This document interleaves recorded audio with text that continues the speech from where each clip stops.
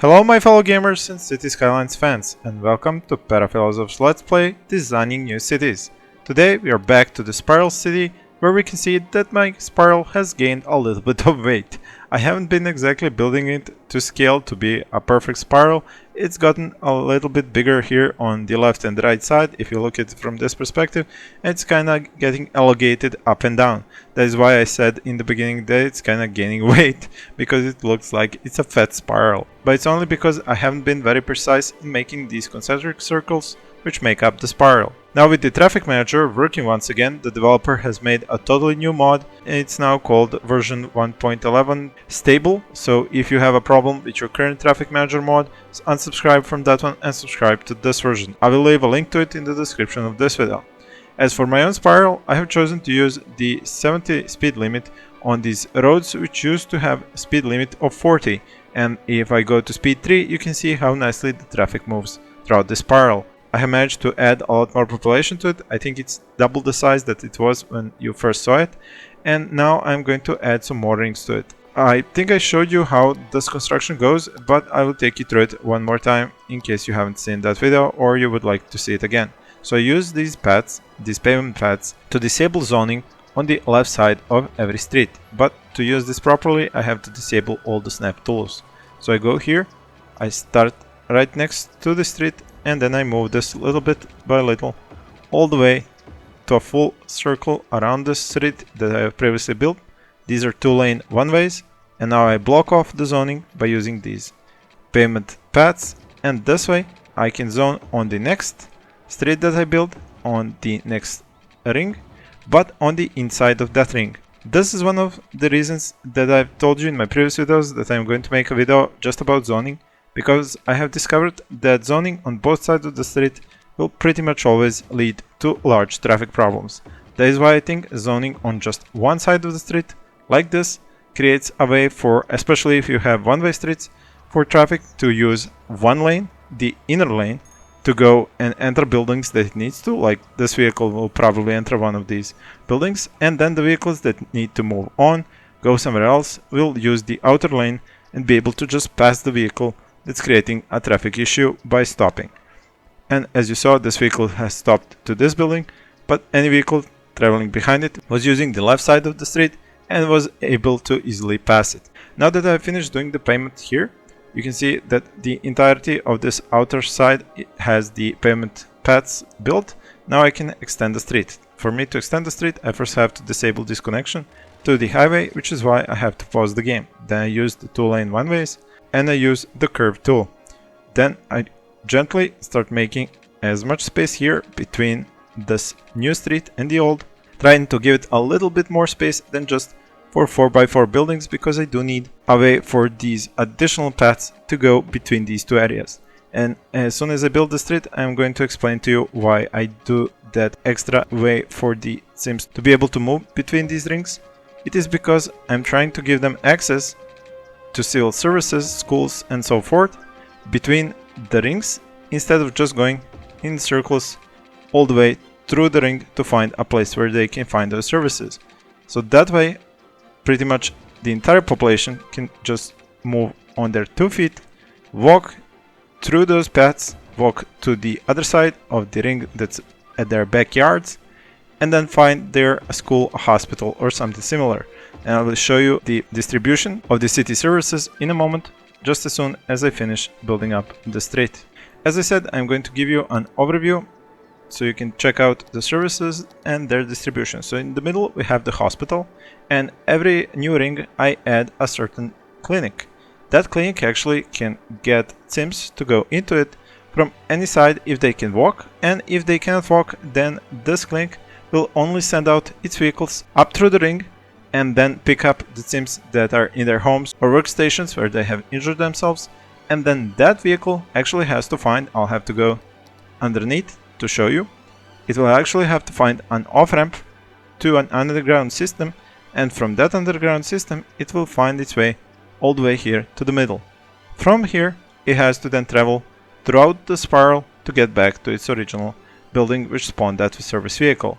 Now this might start being a very long road for it to travel, as the spiral grows, so I will have to find a way to have exits as well as entrances from time to time so that I can connect those buildings that have their spawn, for example here, with an entrance to, for example, this street here, and then that vehicle can get to its building faster. But for now the system seems to be working, and the trash collection gives me the highest issue here because of the way it creates pollution. And I've added this waste transfer facility here while I have this incineration plant in the middle. The incineration plant was able to supply services beyond this green area of effect here all the way to this circle. But here, when I started building this industry, I started noticing that people were saying that they had trash cans which were not getting emptied. So in this ring, I made the waste transfer facility, which sends out trucks and picks up garbage from the other rings. And then I added over here a waste processing complex, which sends its trucks over to the waste transfer facility, takes that garbage and transfers it back here to be processed. Now for this, I had to add some additional ramps underground, which go into already existing ramps. And then I just have these vehicles that are going to pick up the trash, start from here, go into this ramp here, it empties its traffic over here to this ramp, they go into the middle, then they start doing their circle, and then they are able to get to this building, pick up the trash and get out. Like I said, this is a long way, so I will probably add some more ramps and some more underground roads to shorten this. As for education, you can see elementary schools all over, and you can see that people are educated even where there isn't any green coverage. For example, here you can see that this home has great coverage when it comes to elementary education, and it has no problems with it, even though there is no green coverage. This is because of these huge paths that I have interconnected every one of these rings with, and Sims can simply walk to their schools, high schools and university. The university is over here.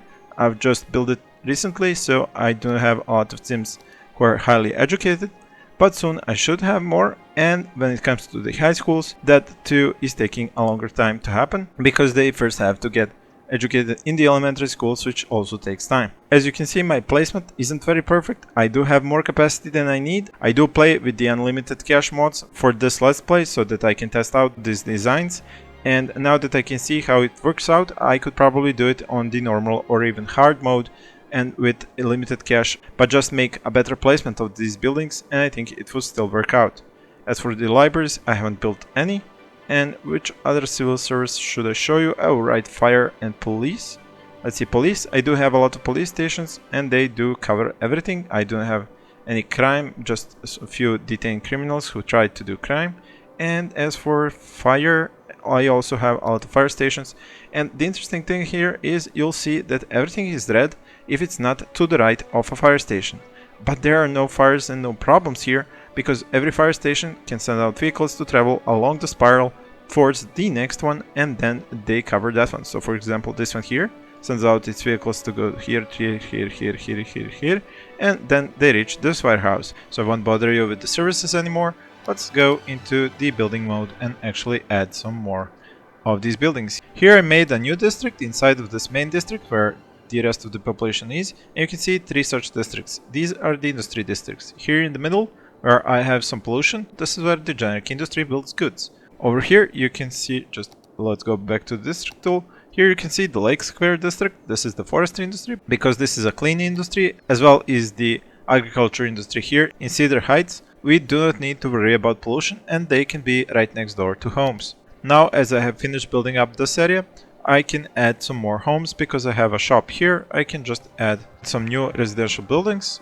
And then here's another school, which I think, yeah, this one will cover this area here. And I think I need to take a look at the parks. Do I need a new parks here somewhere? Actually, it's gonna be in the next ring, so I don't have to add any more parks here. I have this one here to cover this area. So now I have an additional number of homes here. I can add a few more. Just need to see, are they 4x4, all of them? Yes, they are. So I'll add a new one here, and then some more here, and I think I'll choose this spot 4x4, 4x3 for a shop.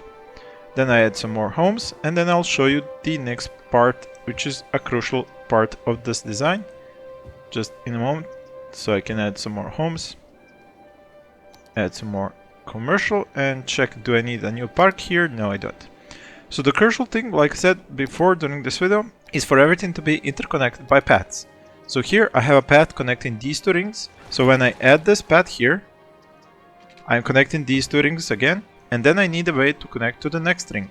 So for example here, I'm going to have this placed like this, and then going over here. So now I will be able to connect this ring with the next ring, but I also have to have connections with the previous ring, which I've already built, as you can see them here. So now I just keep adding more of these connections between these two rings where I can, and where I need to, I add more connections to the previous rings. Okay, so now you can see that I have a lot more homes here, and I have added a few more here.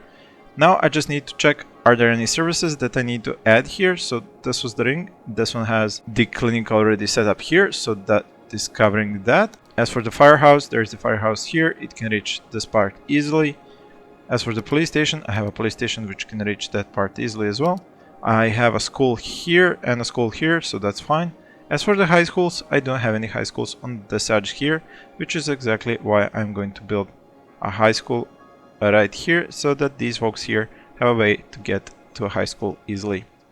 Now, as I have a new ring to fill, you will excuse me while I take my time to enlarge this spiral even further, and I'll show it to you in the next episode, hopefully at about this size.